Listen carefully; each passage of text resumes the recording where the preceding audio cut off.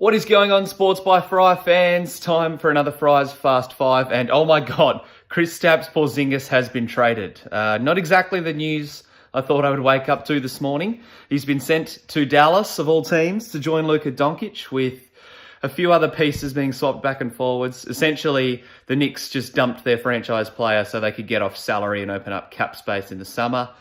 Bold move from New York. I don't think it'll pay dividends. I have a bad feeling about this, but with Anthony Davis, Kyrie Irving, Kevin Durant all been linked to the Knicks in the last week or so, maybe they know something we don't. Maybe Porzingis isn't healthy. Maybe there's something else going on behind the scenes. But yeah, it seems like such a boneheaded move from the Knicks' perspective. Now, in their defense, they got a couple of, like I said, they got salary cap relief. They got the expiring contracts of DeAndre Jordan and Wesley Matthews in return, as well as Dennis Smith Jr., who could still be a decent player. Doesn't look like an all-star type of player, but I still have hopes that he can be decent.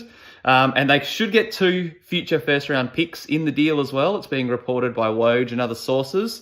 Of course, Dallas sent one of their future first-round picks to Atlanta when they traded for Luka Doncic last draft. So essentially, Dallas is pretty much going all in on Porzingis and Luka and trying to fit other pieces around them through free agency, which isn't a stupid move, but yeah, blockbuster trade that I did not expect and did not see coming. Poor New York fans. It seems like, trading potentially one of the best players under the age of 25. You could make the case that Porzingis is the best player under 25. When he was healthy, of course. But yeah, I'm still kind of in shock. It's a bit baffling. From a Dallas Mavericks perspective, I think it's a necessary risk. Porzingis is a free agent, a restricted free agent, mind you, this off-season. So there is some risk associated with it.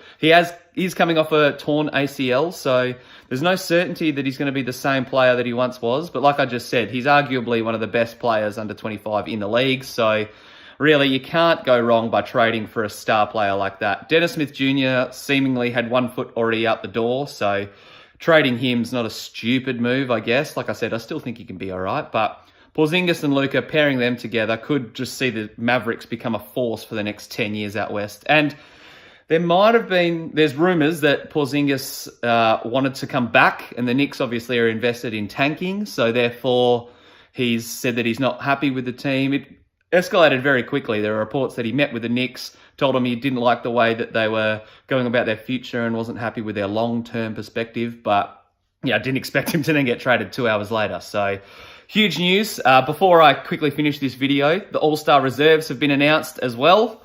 Full credit to Nikola Jokic and Ben Simmons, first-time All-Stars that I could have made a case for as starters. There were a couple of surprising picks, though. I didn't think that Klay Thompson would get in, but whatever. He's started to catch his form back as the Warriors have started to win recently, so it's not blasphemous that he's on the reserve squad. I was very surprised to see LaMarcus Aldridge, though. I do know that he's had a 50-point game this year, and he's still scoring the ball well, and is arguably the Spurs' best player.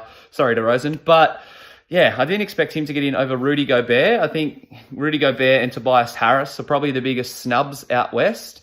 Now, Anthony Davis's injury could see one of those guys take his spot in the team. I think that AD will probably sit out, especially with all this Lakers kerfuffle and trade rumours going on. So I don't think he'll come back in the All-Star game. So that should open the door for Gobert, I think.